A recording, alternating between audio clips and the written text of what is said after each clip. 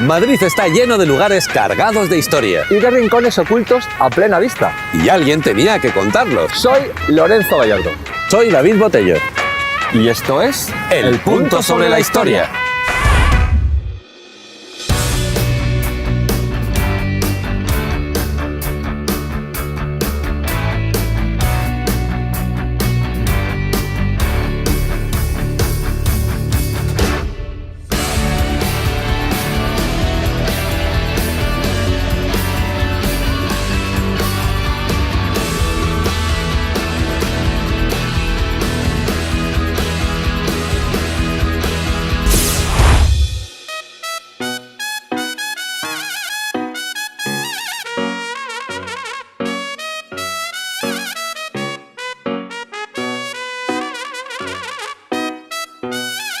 Hoy nos damos un garbeo feten por Chamberí, el barrio más castizo de Madrid. Pero tío, tú tienes por lo menos 8 apellidos madrileños. Y toledanos y abulenses. ¿Será por apellido? Bien, hoy paseamos, como bien dice el madrileño, por Chamberí, unas zonas que antiguamente en época medieval pertenecían al Temple, a los caballeros templarios.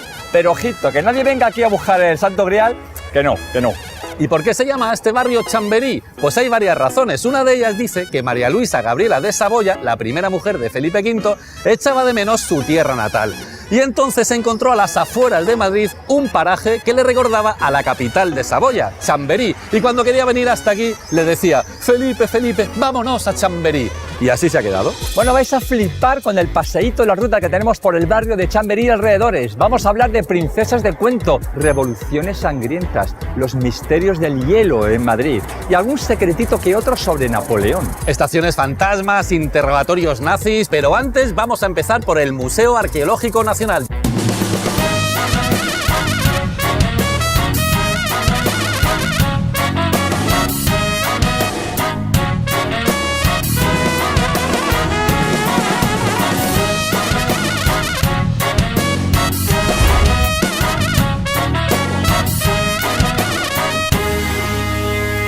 La Dama de Elche es el reclamo por excelencia del Museo Arqueológico. Se descubrió en agosto de 1897, pongámonos en situación, agosto en Elche, sol inclemente, y en unas tareas agrícolas, pues de repente aflora una pieza para sorpresa de todos, y el descubridor se llama Manuel Campello Esclápez, que es un agricultor de allí de Elche, y curiosamente el dueño de los terrenos donde se encuentra se apellida también Campello, es el doctor Campello.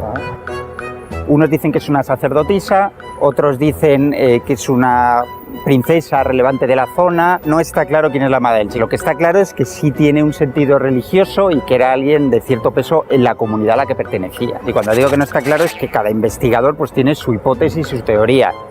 Durante los primeros días la expusieron en el balcón del doctor Campello, que era el dueño de los terrenos, y entonces, por algún motivo, a los franceses del Museo del Louvre les llegó el chivatazo de que en España había aparecido algo jugoso, digamos, interesante. Entonces mandan un emisario para acá, cuando los ilicitanos están en plena emoción, ¿no? por su pieza, porque ya la consideraban su pieza. Y lo más curioso de esto es que asumen que han perdido la pieza cuando se dan cuenta que ha desaparecido todo el algodón de las farmacias de Elche. Los franceses de entonces acaban con las existencias de algodón y se la llevan, y esto no es metafórico, envuelta en algodones rumbo al Louvre. Está 4 décadas de exilio allí en una vitrina del Museo del Louvre, empotrada en una ventana. Y luego en 1941, que es el otro punto de inflexión de la historia de la dama, vuelve a España porque en esa entente entre el gobierno Vichy francés, que era colaboracionista de los nazis, Hitler y Franco, pues en compensación por la neutralidad de España en la Segunda Guerra Mundial, nos devuelven la dama junto con el archivo de Simancas, con una Inmaculada de Murillo y el Tesoro de Guarrazar, que es otra de las piezas estrella o de los conjuntos estrella de aquí del museo. La historia es un punto.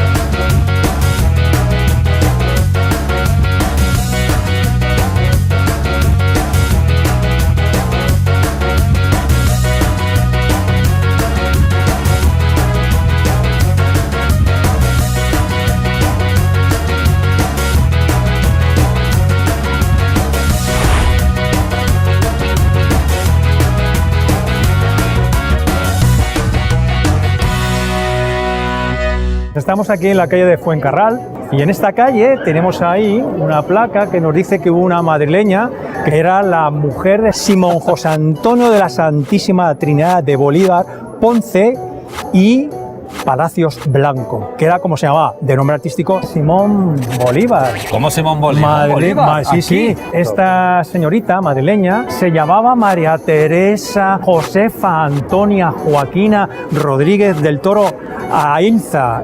Nació aquí en Madrid, vivió en esta casa que lógicamente el edificio ya no corresponde con el de la época, que perteneció al marqués de Murillo, don Pedro de Astrearena, que decían los madrileños: las casas de Astrearena, mucha fachada, poca vivienda.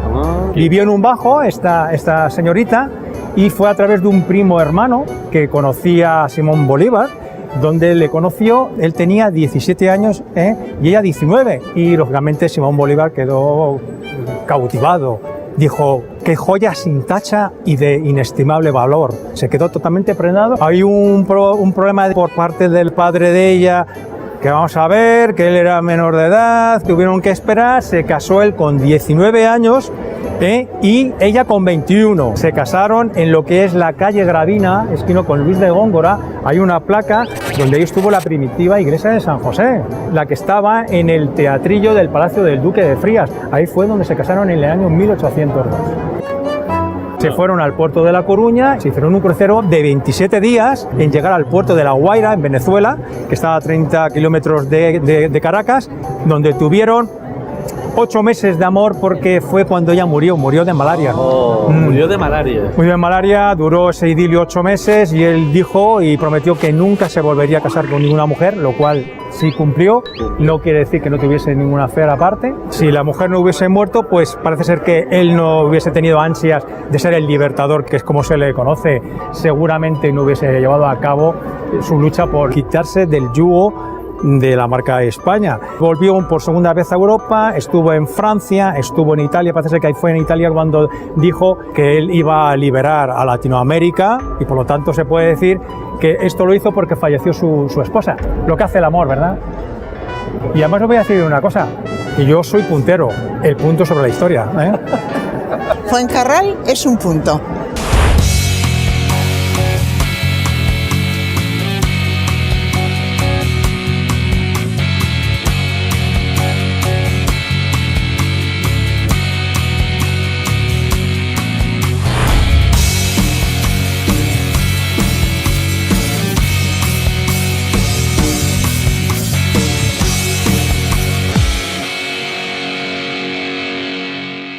En este edificio, don Benito Pérez Galdós puso una pequeña editorial que llamó, para no complicarse la vida, Obras de Pérez Galdós.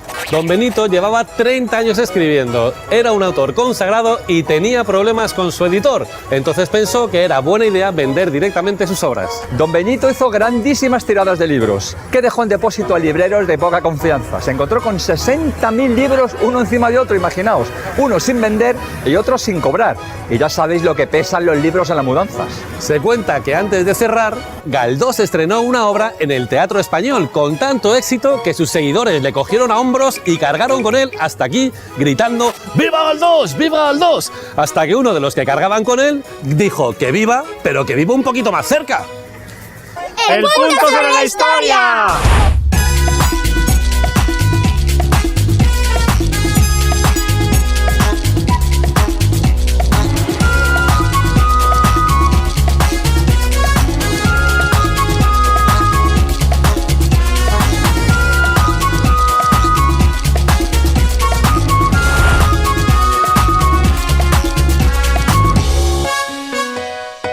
Estamos en el Museo Romántico, un lugar impregnado de romanticismo.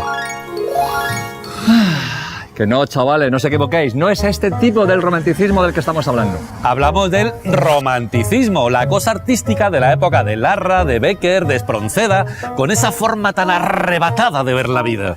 Para entender esta forma romántica de ver la vida, vamos a hacer una pequeña demo. Una situación real sería más o menos así.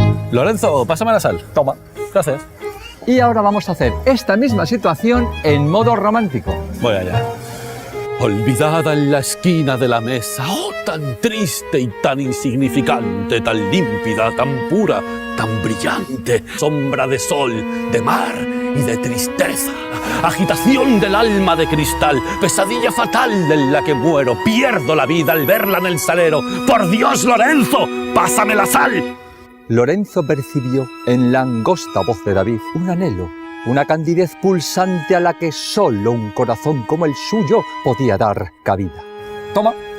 Que te queda todo padre, es que es acercarte a este museo y empaparte de sensibilidad. Aquí hay cuadros románticos, fotografías románticas, miniaturas románticas, estampitas románticas, romanticismo romántico. Si quieres entender la época romántica, no tienes más que venir al museo. El punto sobre la historia.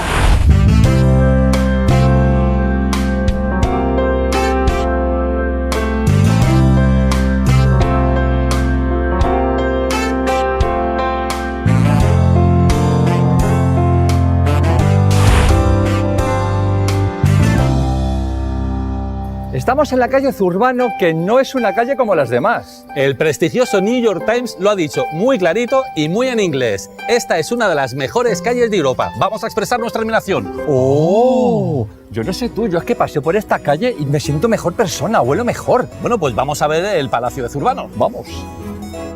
Hoy pertenece al Ministerio de Fomento, pero es más conocido porque aquí nació Fabiola Fernanda María de las Victorias Antonia Adelaida de Mora y Aragón, más conocida como Fabiola.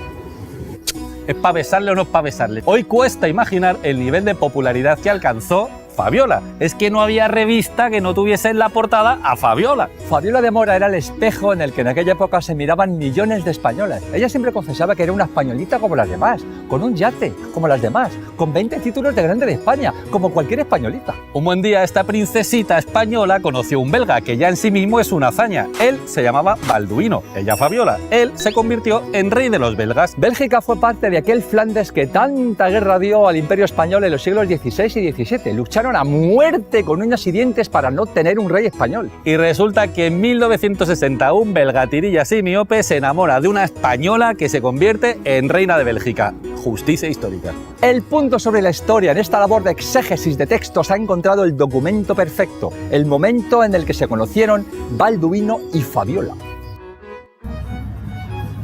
Hola, ¿cómo te llamas? Fabiola, ¿y tú? Balduino. Encantado.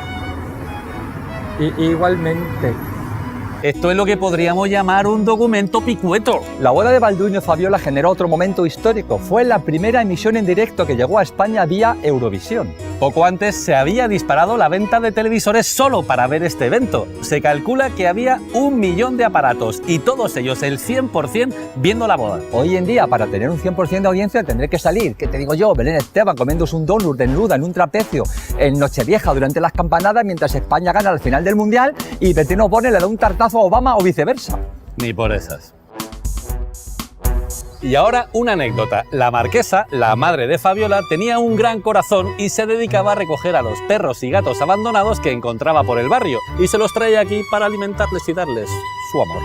Algunos de ellos están enterrados en otra esquina del jardín, pero aquí estamos donde está enterrado Jokey, su favorito, así que hemos venido aquí a presentarle nuestros respetos. Respect. La historia es un punto. El punto sobre la historia.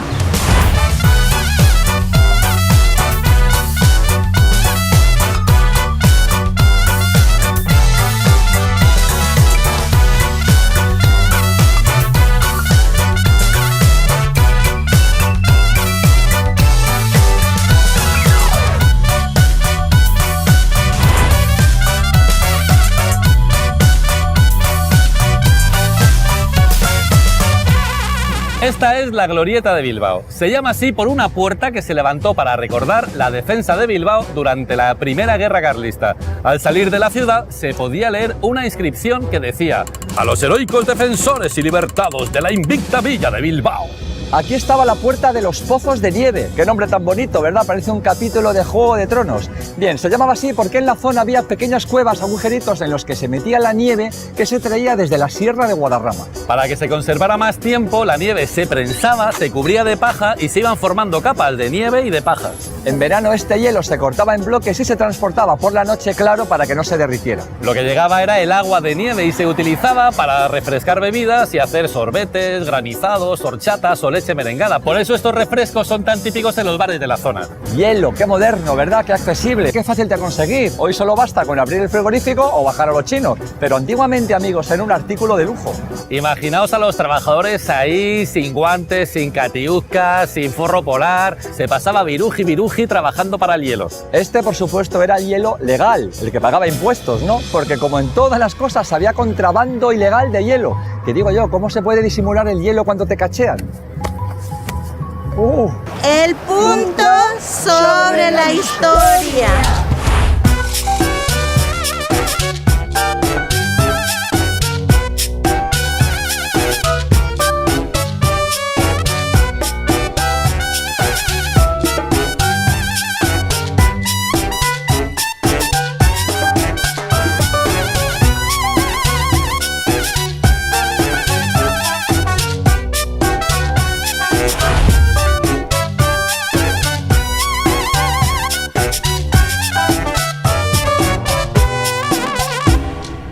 Estamos en los teatros, Teatro Luchana. Es mi hábitat natural. El teatro. El teatro. Has nacido en un... He nacido para bailar. ¿Y cómo? Oye, la verdad que tiene un ambiente que huele a teatro y tiene su rollo, ¿no? Que se llama Luchana por la famosa batalla de Luchana. Pensaba que nos traías aquí a hablar de algo de baile y no, nos vas a hablar de la batalla de Luchana. Bueno, podemos mezclar un poco de baile y un poco del porqué de la batalla de Luchana en Bilbao. En el año 1837, las famosas batallas carlistas. Isabel II y su tío Carlos María Isidro, que tiene nombre de actor de Culebrón. Carlos María Isidro. No me discutas el trono. Esta es la cosa. Los carlistas tenían asediado Bilbao, ¿no? Porque lo querían tener en propiedad para tener avales, para tener... ¿Cómo se dice esto de los bancos? Échame una mano, Lorenzo. Financiación. Financiación. Y bueno, no había puentes, ni nada que se le parezca. Ah, porque los carlistas los habían cortado. Pero fíjate qué tío más listo, el general Espartero, que hizo un puente con barcos. Uniendo barcos, pum, pum, pum. Por encima del río Nervión bajaba un submarino. Bomba la. Ahí hicieron el famoso puente aquel con los barcos. Oye, una cosa. Coreográficamente en el Teatro Luchana, ¿cómo sería lo de Espartero? Pues esto mismo. Doble ración, el general Espartero. Él empezó a dirigir la famosa batalla con los barcos, pero este hombre cayó enfermo y desde la cama dirigía a las tropas. Pero qué naturaleza, ¿no? Qué fuerza. Dice, oye, que se levanta de la cama el tío, agarró un cuerpo especial que tenía de soldados que se llamaban los famosos cazadores. Eran ágiles, rápidos, eran la élite del ejército. Eran la infantería ligera. Se sube a su caballo. ¿Cómo es lo del caballo? Que es el caballo. Sí. Y bueno, pues se presenta en la batalla. Eso le da una moral a las tropas que, bueno, se acaban merendando a los carlistas. Y bueno, pues de ahí que efectivamente los isabelinos ganan y ya se hacen con la ciudad de Bilbao, ¿no? A partir de ahí, como sonó tanto la famosa batalla de Luchana, en cantidad de pueblos, ciudades de España, pues pusieron Plaza de Luchana, Calle de Luchana, Cines Luchana, Teatro Luchana. Espartero se ha escapado, tú no sabes la que ha armado, ten cuidado, yo lo digo por sí. Este no se la sabe. Yo es que me sé varias versiones, la de Espartero la he trabajado poco, pero como todo es trabajo duro, El trabajo duro, bueno. La historia es un punto.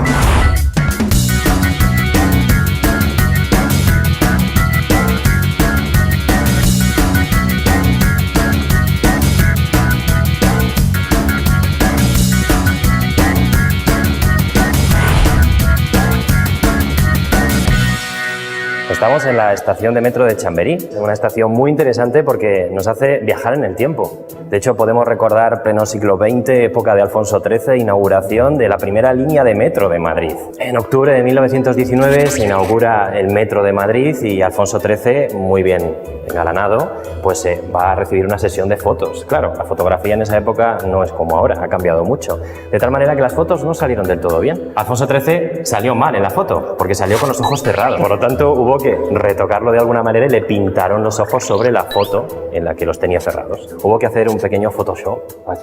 En 1919 se establece el ferrocarril metropolitano, de ahí el nombre, de ahí que todos conocemos este metro como metro. En esa época había 8 estaciones, no todas eran iguales, algunas de ellas estaban a cielo abierto y otras, a medida que nos acercábamos a Sol, eran estaciones subterráneas, donde había que hacer una obra de enjundia para poder intentar soterrar el tramo de metro que salvaba los pozos, los espacios de acuífero y todo lo que sería la infraestructura que fue creando Madrid con el paso de los siglos.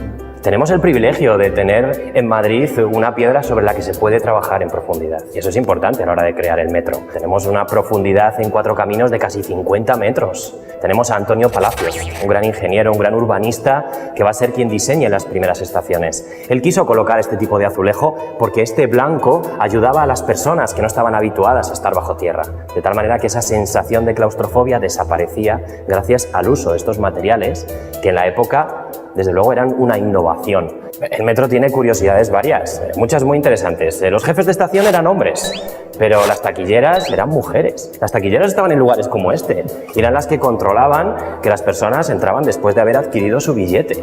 Solamente podían ser mujeres solteras, porque las mujeres casadas, en cuanto se casaban, no se les permitía trabajar en el metro. De hecho, se les proporcionaba una dote que recibían después de que obligatoriamente tuvieran que pedir el cese de su trabajo. Eran otros tiempos. ¿Qué sería el Metro de Madrid sin publicidad? Cuando se inaugura esta estación, la publicidad sobre el azulejo nos hablaba de marcas tan famosas en la época como Gal, nos presentaban bombillas de un vatio. Ahora las bombillas no son de un vatio, ¿verdad? En esa época sí. Y además de eso, pues con el tiempo se colocaba nueva publicidad sobre la original en azulejo, de tal manera que en 2005, cuando se crea la idea de renovar esta estación, se retiran hasta 10 centímetros de publicidad que se habían colocado sobre los azulejos originales, que hoy en día podemos ver cuando visitamos esta bonita estación.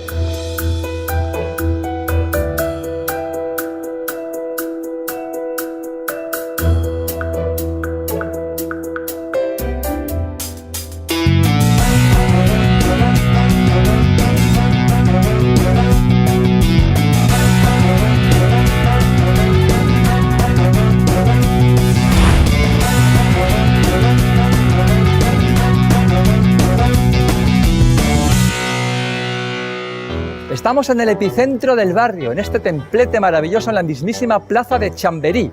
En esta zona estaba antiguamente la quinta del Marqués de Santiago, que yo no sé si era la quinta, igual había tenido 4 antes.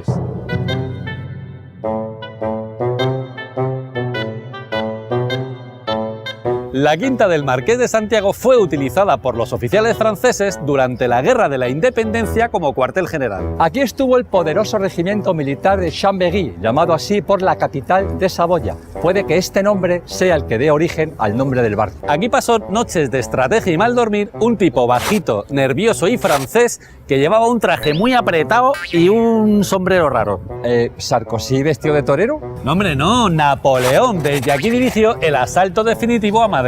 Y de un bajito vamos a un largo caballero que nació aquí. Fue un político y líder sindical de izquierdas, presidente del gobierno de la República durante la Guerra Civil. No os perdáis su movida durante la Segunda Guerra Mundial. El tipo estuvo en un campo de concentración nazi a los 74 años. Allí en el campo de concentración tuvo el honor, es un decir, de ser interrogado, es otro decir, por uno de los nazis más malos que se recuerdan, Klaus Barbie. ¿Cómo sería el tío para destacar como malo entre los nazis? Es que era un nazi malo de las SS, de la Gestapo, vamos, más malo que la quina. Nos gusta mucho esta escultura porque posiblemente sea la única estatua dedicada a una actriz de comedia. Loreto Prado vivió la edad dorada del sainete. Los hermanos Álvarez Quintero escribieron sobre ella. La escena está sin luz y sin aroma. Óyese dentro confusión y gresca. Y tras la risa bulliciosa y fresca, la alegre cara de Loreto asoma. Era muy graciosa y junto a Enrique Chicote hizo reír a los madrileños durante 50 años. La historia es un punto.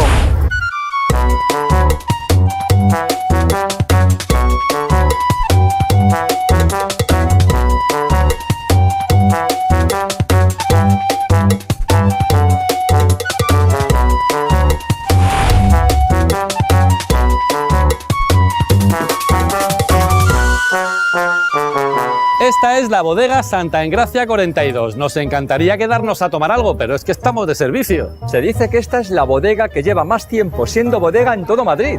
Es tan típica del barrio que los vecinos más veteranos aseguran que Fernando Fernán Gómez se inspiró en ella para escribir la trama de la bodega de Las bicicletas son para el verano. Abajo hay una cueva fresca, fresquísima y antigua, antiquísima, que se dice que forma parte de los túneles que tradicionalmente unían los puntos importantes de la ciudad. Si pasáis por aquí, pedid que os la enseñen, merece la pena. El punto sobre la historia.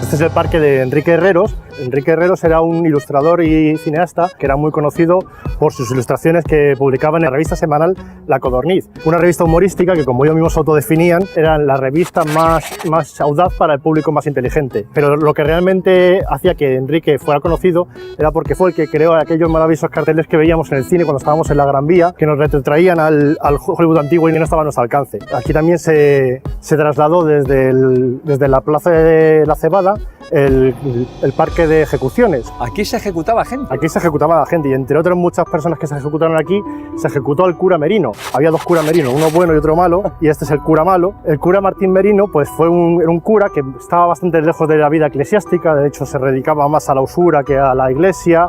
Vamos, era un pieza de cuidado. Una buena mañana se despertó, que cogió un estilete, se lo metió debajo de la sotana y se coló en el Palacio Real y le asestó una puñalada a la reina Isabel II. Pues la buena suerte tuvo la reina, que llevaba un corsé porque ella tenía aquella estilizada de figura que llevaba, y el estilete dio en una de las ballenas del corsé y salvó la vida gracias a esto. Y el otro punto que ocurrió en este lugar es que aquí se inició la revolución conocida como la Revolución de la Vicalvarada, ¿vale? Que fue una revolución militar emprendida por los generales Espartero, Dulce y O'Donnell. Era una revolución que se levantaba contra el gobierno de Isabel II, que estaba en manos del general de Sartorius. Iniciaron una revolución militar que, como ellos mismos dijeron en el manifiesto de Manzanares, lo que pretendían era más o menos la libertad de imprenta, pues acabar con la corrupción e incluso controlar un poco los impuestos indirectos. Vamos, lo que se conoce ahora hoy en día como un programa electoral, pero que bajo las armas pues parecía aquello un poco quítate tú para ponerme yo, lo de siempre. Y de hecho fue tan caótico aquella revolución que en Madrid empezó a conocerse como montar una vicalvarada cada vez que se montaba algún acto que no estaba muy bien organizado, y de ahí viene aquella expresión. La historia es un punto. El punto sobre la historia.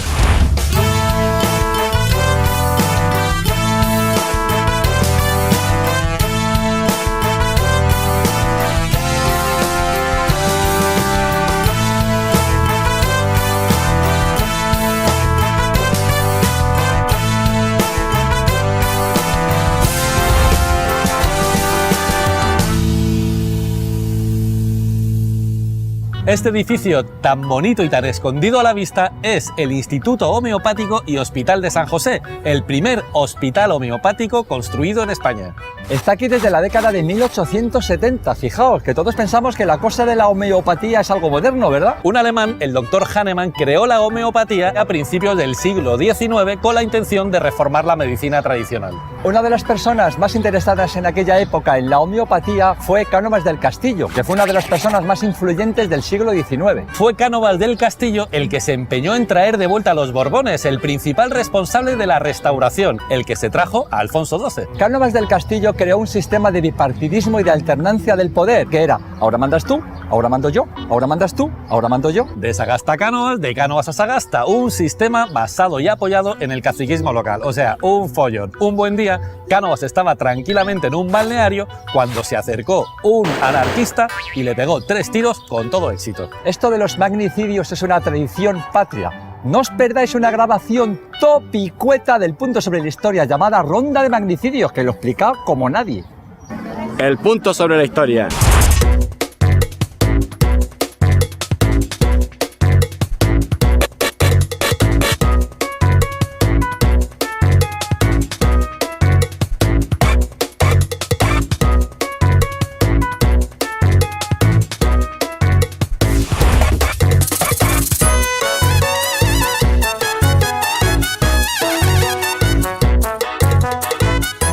Bueno, pues mirad qué a gustito estamos aquí en la plaza de Olavide. Un poeta dijo de esta plaza que es el corazón secreto con el que late Chamberí. Es muy bonito, pero esto, amigos, no da para más. Os esperamos en la ruta que viene del punto sobre la historia, aquí, en Telemadrid.